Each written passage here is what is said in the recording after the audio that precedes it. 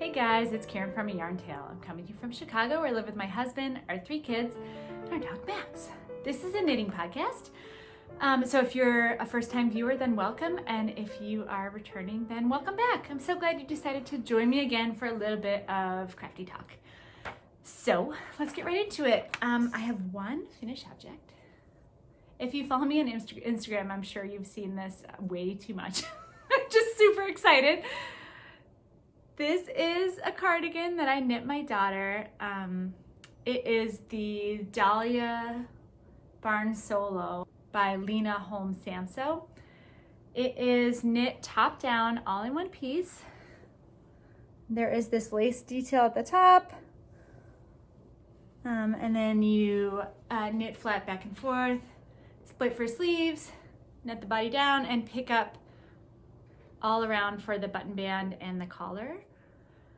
I love it. I knit it out of Madeline Tosh. It was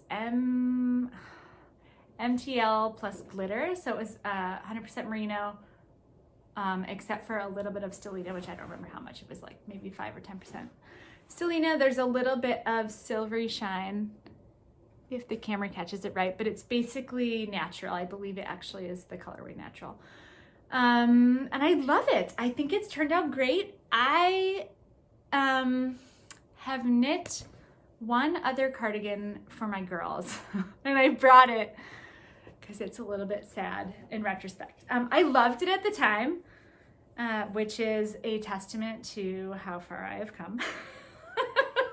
So this is my first cardigan that I knit for my daughter. It is the family cardigan 8225 by Sirdar, and I'm gonna button it up so you can see it a little bit better. This I knit in Quince & Company Chickadee, that's their sport weight, I think, in the colorway Sorbet, and I edged it with Leek, I believe, is that light green. Hang on, I'm trying, this is taking forever to button. Because I thought it would be really clever to have a different color in the bind off. I saw that in someone's project in Ravelry and I just love the look of it. But after a year of her wearing this, it's not my favorite. I don't even like this color combination. I don't know. And the button band clearly is a sad state of affairs.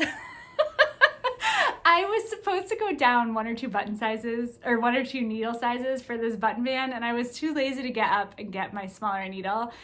And I had never done that before, so I just kind of thought, like, does it matter? Size 3, size 4, size 5, meh, they're kind of similar. They're not. They're really not. So this button band is like flaring, and the buttons are too giant, and it just looks all in all really sad. To be fair, my daughter is 7 and she wears this cardigan all the time. It makes me visibly cringe every time I see her do it. So I'm not even cringing on the inside. I'm like, oh God, she's like going out and telling the world that her mom made this for her and she's super proud of it. And it's just really painful to be a part of.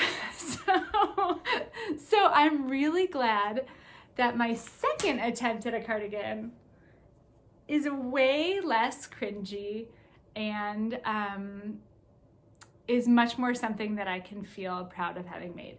I went down 2 sizes for this button band, and as you can see, it is worth it. So I had to pick up a couple times because I couldn't get my ratio exactly right, but I think the end product really worked out. It's like really neat and tidy. I didn't really space my buttons that well. I tried to. I like measured. I don't know. I'm still a little bit of a novice when it comes to buttons, but all in all, I am really happy with how this turned out. It's for my 5-year-old. She is my toughest customer. She's really particular as to how things look, and she said she does like it. That said, she's worn it for maybe 30 seconds and then put it aside. So it's not entirely surprising. It's not, like, it doesn't hurt my feelings. It's not neon rainbow, so I was sort of expecting her to be less than enthusiastic about this. But I think as far as a dress cardigan, it's really pretty. Her sister is 7 and she loves it. And actually it's a little bit big. This is a 6. So it actually fits her sister a little bit better, and I think she's just gonna wear it for the time being. And then maybe my youngest will come around, or not. You know, I mean, it doesn't really matter. Somebody will wear it. I think it turned out great. And I got these buttons. I know I had talked on a previous podcast that it's just really tricky to find buttons online, or at least in my experience, I have looked for buttons for this last cardigan, somewhat unsuccessfully, I might add. So, I mean, I got the color right, but I mean, that's not really what we're going for. So I was hoping to do better this time. And I found a brick and mortar store that, if you're in the Chicago area, is definitely worth checking out, which maybe everybody already knows this, except for me. That happens a lot. Where I'm like, hey, you guys, look at this great new thing. It's called Words with Friends. And people are like, yes, Karen, yes, everyone does that. Or like, oh my God, have you seen Game of Thrones? Like, yep, several years ago. Yeah, yes. So maybe I'm the last one to know about it. But it is called Soutache, and it is, if you're familiar with Chicago, it is right down the street from Knit One, which is a local yarn store that I've actually never been to. And when I stopped over, they were closed because I think they're changing owners. But Soutache is a store that is solely dedicated to buttons, ribbons, sort of embroidery, and different finishing elements. And it is lovely. I took some brief video footage so you could get a sense of what it looks like in the store, and I'll pop that in, but it's basically, you walk in and one whole side of the store, the wall all the way down, is covered in little jars of buttons, and the other side of the store is just lined all the way along the side with rolls and rolls of ribbon and tape and various types of wonderfuls. So this is definitely going to be my go-to as far as anytime I need a button, anytime I need a ribbon, anytime I have something that it would really be helpful to see rather than trying to buy something online. This place is definitely worth it. The owner was amazing, and I'm spacing out on her name, but I brought the cardigan and I laid it out, and she just tried all different kinds of buttons, and we settled on these pink shell buttons. They're like very faintly pink, just really delicate and lovely. I was worried they'd be a little too small, but once I sewed them on, they were perfect. So I'm really happy with that, and I would definitely recommend stopping in there if you have something in particular that you'd like to find.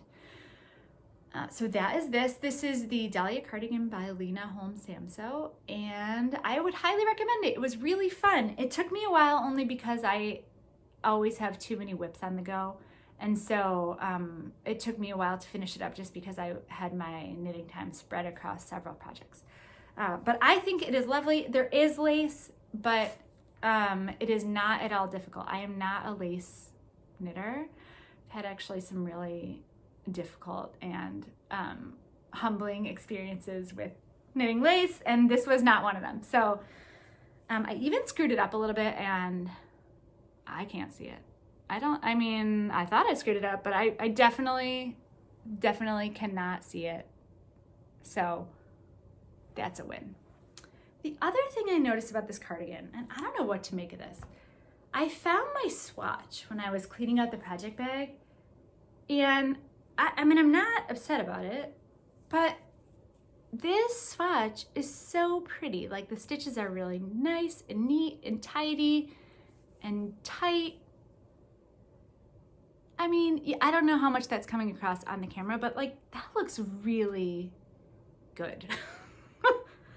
And my cardigan, I mean, the end result looks good, but the actual stitches themselves, like, they're much looser. I don't know how much you can see that. I mean, there is still a little bit of rowing out. It's not terrible. It did improve slightly with blocking, but it is definitely not the same type of look that I got in my swatch. And I knit them both flat. I use the exact same needles. I haven't measured what the gauge difference is. I don't think it really affected the fit that much because, like I said, I would prefer that this be larger than smaller, just because, you know, kids grow. So she'll get most use out of this next year. And I'm glad that it will be plenty big for next year. It's a little bit too big for this year, but not that you'd think that somebody messed up. So, but as far as like how well executed this is, my swatch looks great. And I don't know if I just relaxed into it or wasn't paying attention or was just kind of more loosey-goosey in the actual project than I was in the gauge swatch. But I kind of wish the sweater looked like the gauge swatch. That would look good. I mean, you can't really see it on camera. I don't think. Let's see. Not really. It's not really coming across, but in person, trust me when I tell you, the swatch looks way better. So I don't know. I think it's just that I paid more attention and I was more conscientious when I was making my stitches and not just like blah, blah, blah, I'm talking to people, not paying attention. So, you know, something to work on. I mean, I do think it has substantially improved from my last cardigan where, I mean, the stitches are good, but the sweater itself, sad. So, I mean, this sweater is good. I just think that my individual stockinette stitches could have done with a little bit, to being a little bit tidier. Meh. What can you do? That is my only finished object, but it's a good one. What else have I been working on? Okay, works in progress. I've got a couple things. My big one is I'm still working on the Schneeflocken by Sarah Solomon. It's a yoked colorwork sweater where the colorwork motif appears in the yoke and on the hem and on the sleeves. And I have devoted a lot of my knitting time. If I wasn't doing that cardigan, I was working on this. So hang on, let me grab it. Okay, I feel like I should have gotten farther on this given the amount of time I spent on it, but I'm just slow at color work because I don't have good muscle memory with that. So if I set it down at all, I feel like I'm starting from square one. So I just want to make sure my needles are in place. Okay. Oh my gosh, yarn everywhere. Okay. So this is my Schneeflocken. Get out of there, yarn. Okay. So you knit from the bottom up, and then you knit the sleeves separately and join them when you get to the appropriate point right before the yoke. So I joined the sleeves. You can see where I was last time. This is a beautiful Progress Keeper by Grizzly Knits. Tracy at Grizzly Knits makes wonderful stitch markers and Progress Keepers. These are cute little mittens. I'll link her shop down below on Etsy, but she is just a wonderful human being. So if you haven't checked out her shop, I highly recommend you do so. If you haven't seen her podcast, that's a good one too. So this is where I was last time. And I've made a decent amount of progress. I started the yoke, and there's, I believe, 3 charts for the color work at the top. I'm a little bit more than halfway through the first chart. That's kind of the snowflake motif that shows up on the hem, shows up again in reverse on the yoke. So if you can see, halfway through the snowflake, kind of right here, it changes, you know, the background color swaps from the light to the dark. And I got through that. But I think it looks really good. It's all bunched up now because it's on a really small cable. But if you stretch it out a little bit, I'm not pulling very hard. I think my tension looks really good. I'm so pleased with that. I am not an expert colorwork knitter at all. This is definitely my most ambitious project. I've done a couple of hats. I did a single mitten. I don't even know. So I'm very pleased with how this is turning out. I talked about this in previous episodes, but I am not catching my floats. Like, check out those bottom ones. They are long.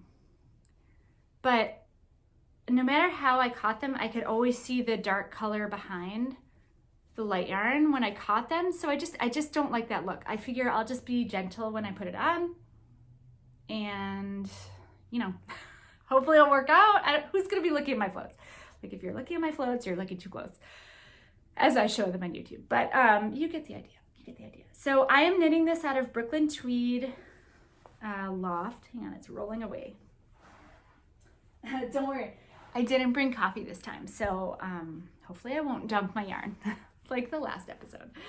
I'm knitting out of Brooklyn Tweed Loft in the colorway Fossil and Pumpernickel. And this is like a really dark brown. This is kind of a natural color. And I love the combination. I think it looks really good in the sweater. And I just cannot seem to put this down. Once I finished the cardigan, I worked almost exclusively on this. So I'm hoping that I can get through the yoke in short order. And then there's a ribbed turtleneck that I anticipate will take me 4 weeks because I think it's 1x1 ribbing. Blah. That's not my favorite, but at that point, you're almost done, right? So I'll just power through. So this is the Schneeflocken. I feel like I've been talking about this for a full year. I might have cast it on a full year ago, but I put it away for the summer because it was just hard to knit on this sweater because it's 100% wool in the hot summer. So I'm back at it. I should finish it up just in time for spring here. But we all know it doesn't really get hot in Chicago until June or July. So, you know, I might still be able to wear it this year. We shall see. So that's my Schneeflocken. What else do I have? Okay. My next work in progress is kind of a sad story. So you may remember my social bubble jumper. I knit the second sleeve, and I know I talked about this last time. This is my first sleeve. It is a pullover that's mostly stockinette, but it has these purl bumps that make a textured pattern. And then the real showstopper are these sleeves, which use the bubble stitch, which is just amazing and textured and giant and just really fun. So I'm knitting it out of Knit Picks Tough Puff in the colorway Pomegranate. And I knit the first sleeve and I loved it. And then I set it down for a bit and didn't knit the second sleeve until a few weeks later. And I thought I remembered how to do the bubble stitch, but you know where this is going. I didn't. So I talked about this last episode, but I finished the sweater. I bound off, I did the cuff, and my second sleeve looked like this, which, look at my first sleeve. It's glorious, it's textured, it's like bubbly. My second sleeve was like, so I'm like, what the heck, what did I do? So then I looked at the bubble stitch and was like, oh shoot, I was doing it wrong. So I thought I would be clever and drop down and fix the bubble stitch. And I actually did some Instagram posts about how clever I was. Dropping down and fixing the bubble stitch when it occurred in each row. And I thought I was doing it, right? Like this is the fixed side. I did half of it. I dropped down half the rows and this is my fixed portion. It does look better. I mean, this is the, wait, which side is which? This is the flat side, right, where the bubble stitch is incorrect. This is the fixed portion. But I was just getting ready to record and I showed it on camera and like, that's still not good. Especially on camera, you can really see it. This is amazing. This is like, what did you do there? So I don't like how that looks. And the whole sleeve, to be fair, this is chunky yarn. So it knits up in a flash. So I'm just gonna rip it out. Just gonna stop trying to MacGyver it and put my duct tape away and just rip back the sleeve. I mean, I picked up the stitches, so I don't even have to catch live stitches. I can just rip back all the way to the armhole and then just knit the sleeve again. It should take on at the most 3 days. And I will for sure look up the bubble stitch before I do it. So I don't have to do this again. I promise next time I will have a finished sweater to show you guys because I am tired of talking about it. This pullover is amazing. It is really fun. It's by Brenda Lamb, who's a fun, young, like really cool Canadian designer, way cooler than I am. And I just want to finish the sweater and wear it so that I can, you know, so I can have it instead of just dithering over it for months on end. So this is my social bubble jumper. It's gonna be, you know, take 3. We'll get it right. 3rd time's the charm. So that is that. And then I have my woodblock tee. I'm not gonna bring it out because I haven't, I put a couple of rows on it and that's about it. So I don't think it's really worth showing. But I'm working on that. That was supposed to be my summer tee that I was hoping to get done for spring break in March, which will likely get done in August because it's all ribbing of various kinds. And it's just, it's kind of a slog at this point. But the other thing that I have been working on is,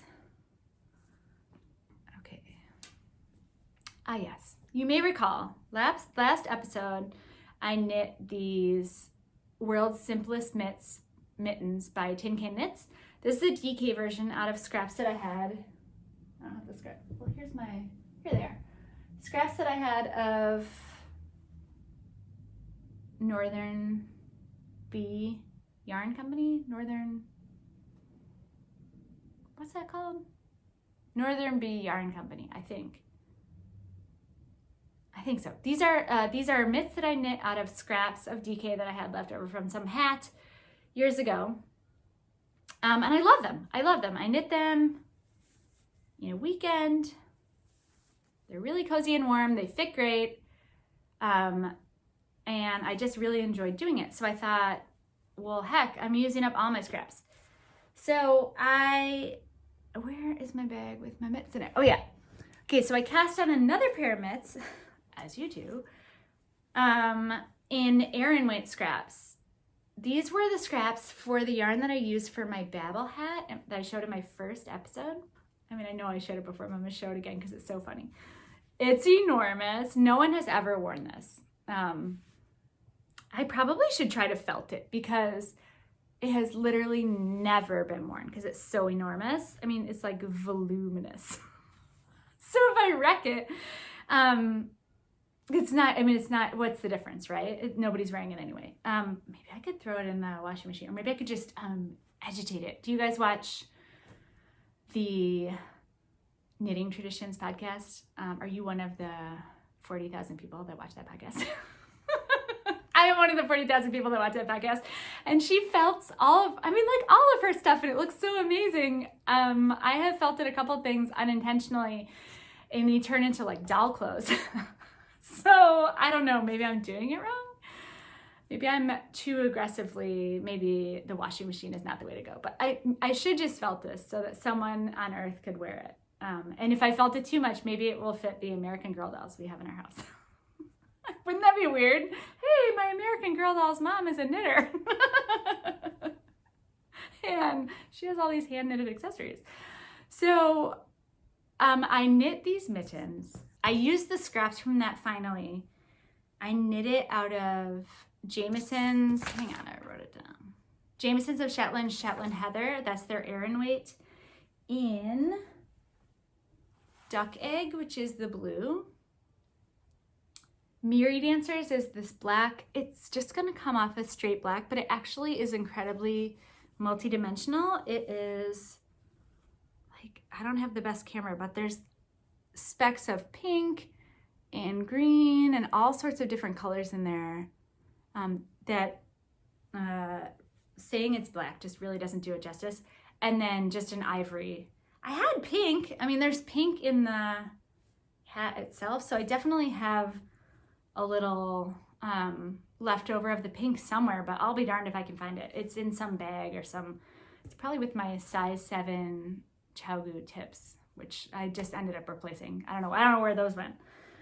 But I knit both of them. And all I have left to do is the thumb of this. But I'm gonna take out the blue tip of this thumb and just knit it a little bit longer. Like, I think I need one more stripe because I was doing this at ballet and I think I just wanted to finish up before ballet was over, and it's too short. It's a little bit, it's a little too short. So I'm just gonna take that off and knit one more stripe and put the blue back on.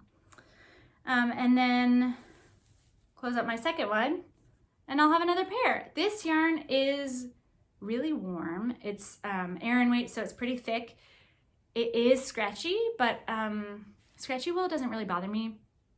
And actually I kind of like that it's scratchy because it lowers the chance that anyone else in my family will take them and use them. It's like when my kids were little, they don't really take my food anymore because, you know, now they're older and they're more reasonable human beings. But when they were toddlers, you know, toddlers are always like trying to eat your food. And I'm not a good food sharer. I mean, if anyone in my family is watching this, you know this. I actually really hate sharing food. So I really hate sharing food. So when I had toddlers, it was like a real challenge to let that go, like to share, right? Because you're supposed to share, you're supposed to like teach sharing. So I used to end up putting spicy mustard on everything, like anything that you could even remotely, or like sriracha or something that you could just put it on there, and then they'd be like, Ma, I want your sandwich. And I'm like, ooh, no, you would hate it. There's spicy mustard all over it. Don't eat it. And they're like, ugh, why do you eat that? I feel like that is kind of the approach I'm taking with these scratchy mittens. I'll be like, ooh, you could have them, but they're super scratchy. You probably would hate it. So I have one other thing that I'm working on, and it is just me using up scraps. So I am kind of on a kick where I just want to use up a lot of my leftover yarn. Partly because I don't want to buy any more yarn, but partly also working on that Schneeflocken colorwork yoke pullover requires a lot of mental energy, and I just wanted to have a project that was very simple that I could just pick up and knit stockinette without having to worry about following a chart or making a gauge swatch or any of that. So, okay, so I was looking at my yarn and I found I have this, which is leftover from my daughter's cardigan, the Dahlia cardigan. This is that Madeline Tosh Light sparkle base that they have. And I was holding it double to get a DK weight previous.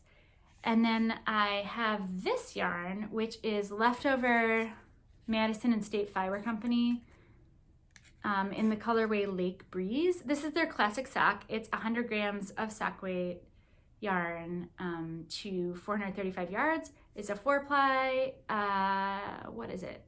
85 superwash merino, 15% nylon, and is local to me, which you know I love that. And I love this color. It's just like really light and clear. And so then I found there's only a little bit left because I'm still working, because I'm almost done using this in this project. But I found this, I have 2 little balls of this Lichen and Lace, which is an 80-20 sock base, 80% superwash merino, 20% nylon. And I don't know the colorway, but it's like this really tonal teal-y color. I could probably look it up, but I don't know what it is. I knit a single sock in this, which I then lost and just kind of abandoned. So I had half a skein of this because I had used the other half in a sock that is no longer with me. So I wanted to use this up because it's incredibly squishy and really soft and beautiful. I love the color. So I thought, well, I should put all these together. And whenever I'm thinking of what to do, the only thing that comes to mind is a hat. So I am knitting. I was too lazy to find a pattern because it is all I wanted was stockinette. So I cast on 96 stitches in the darkest color, and I'm holding it double to get a DK weight. I did some 1x1 rib, and then I just started marling it together with the blue. So I took out one of the strands of this, and I started holding it together with the Madison and State Lake Breeze. And then in a bit, oh, sorry, I shook the camera a little bit. In a bit, I'm just gonna transition to holding 2 strands of this double, and then I'll do 1 and 1, and then I'll end with the sparkle, you know, like a little fade or an ombre thingamabob. It actually looks really stark on camera, the divide, but in person, it actually is fairly subtle, or maybe it just looks subtle to me. because the dark yarn is tonal. So there are some lighter sections there that kind of breaks it up.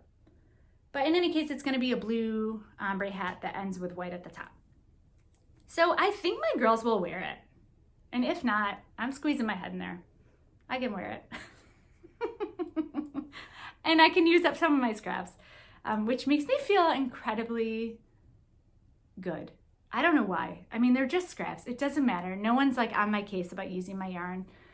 But I really do like getting to the end. Like even seeing this tiny little purple nugget of yarn is like, yay me, I did it. It only took me a couple years, but I almost used it all up. So I don't make blankets like the Cozy Memory blanket or, you know, any sort of scrap blanket to use up yarn as I go, but I could see why people do, because it's so gratifying to get to the bottom of a skein. So that's been fun, because I do like to see how the yarn marls together. It's still magical to me. I'm not very good at visualizing what it will look like. And actually, you know that Tin Can Knits hat pattern that I think it's free. Maybe it's not free. The snap hat.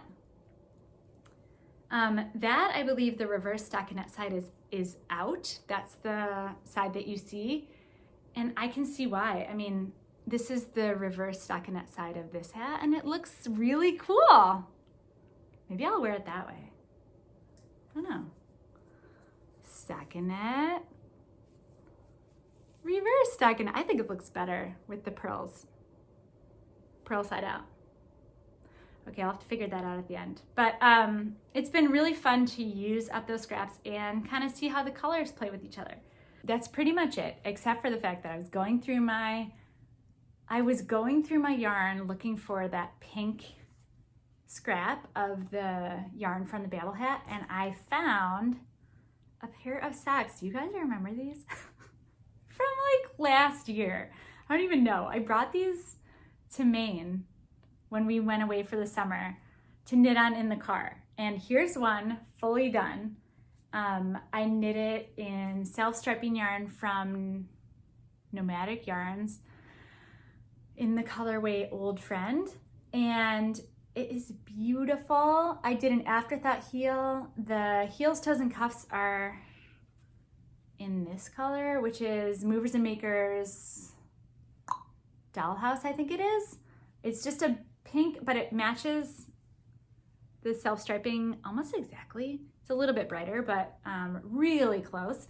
So I knit the heels, toes, and cuffs out of this. I cut in a heel after just knitting down in a tube. And all I have to do is, I believe I have maybe 6 rows of ribbing left to do at the top.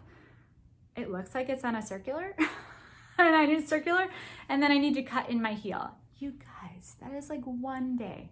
I could do this in one day, which is good because my last pair of hand knit socks just wore the biggest hole into the balls of my feet, and so I had to throw it out. I didn't feel like, I had already fixed it once and I was over it. So I need to finish these up so that I have some pair of hand knitted socks. I mean, what kind of knitter has no hand knitted socks? So hopefully next time I'll have my first sock finished object in over a year.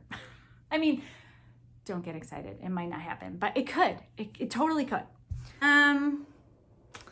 What else do I have? I don't really have anything else project-wise, but I did want to talk to you guys about maybe a knit along. I have been working on, like I said, a lot of Tin Can Knits patterns. I knit these mitts and these mitts, and I was thinking about the snap hat for this one, but then I ended up being too lazy to actually look up the snap hat. But that's what I had in my mind. And it occurred to me that I have not really knit a lot of Tin Can Knits patterns, even though to me they are kind of the quintessential knitting patterns. They have really amazing colorwork yoke sweaters and hats, mitts, cowls, like you name it. They have a lot of stuff that's free. They're incredibly size inclusive.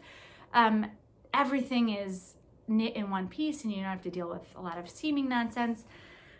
And so I started thinking, we should do a Tin Can Knits knit along. No? Wouldn't that be fun? it's been a while since I did a knit along. I did a gift along before Christmas where you were, you know, knitting a bunch of Christmas gift knits or whatever holiday gift knits for whomever. But I thought it would be really fun to see what people knit up from Tin Can Knits, because they have a little bit of something for everyone. If you like sweaters, if you like mitts, if you like hats, if you want to go whole hog and design your own colorwork yoke sweater pattern from their Strange Brew pattern book, which I might do that. I mean, do I need another sweater? Work in progress. No. But I really think I might do it because I'm super into colorwork right now. I think if I can ever finish that colorwork yoke sweater, that I'm gonna want to do something else. So sort of just stick that in the back of your mind. I wouldn't want to start anything until March.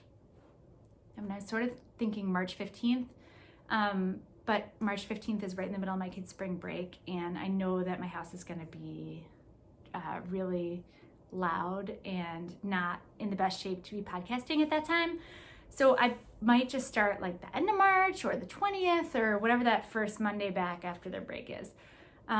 Ideally, I would love to have some opportunities to sort of meet up either via Zoom or a live, or I have never done any of this, so it kind of freaks me out. Like, what if it's just me and my mom? I mean, I guess I can hang out with my mom. That's cool. I don't mind.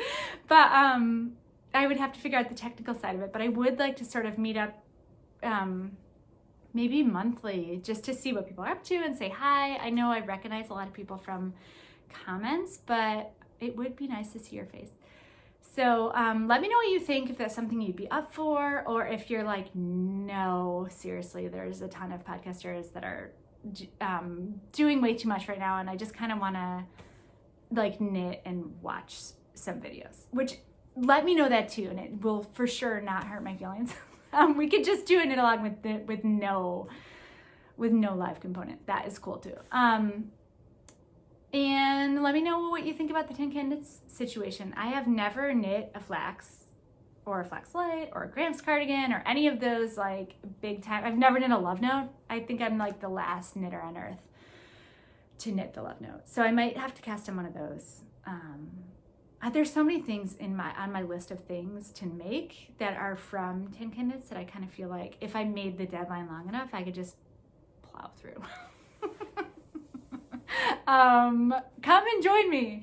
I haven't come up with a hashtag or anything because it's too far. But if this is something that's interesting to you, sort of, I'm just planting the seed, and you can sort of start poking around for yarn and pattern ideas. So I hope you guys are doing well. I don't have a ton going on life-wise. Things are pretty good here. It's sort of just business as usual, which I fully appreciate. I'm after the pandemic and school being closed and all the activities being off, I am fully ready for business as usual. Just everybody doing their work and school and daily activities type of thing. So no complaints here, but it doesn't make for a lot of like really exciting sharing content as far as this is concerned. So I don't have a lot going on. I hope you are doing well. I'm so appreciative of every comment, and the fact that you decide to spend some time with me. It really just warms my heart, and I'm so thankful. So take care, you guys. I will try to check in. It'll probably be a couple of weeks because I want to try to get somewhere on some of these projects. But maybe I will pop up a video next week with some more knit along details and inspiration ideas from Tin Can Knits, and see if this is something we can get moving on. So take care. I'll talk to you soon, and happy knitting. Bye.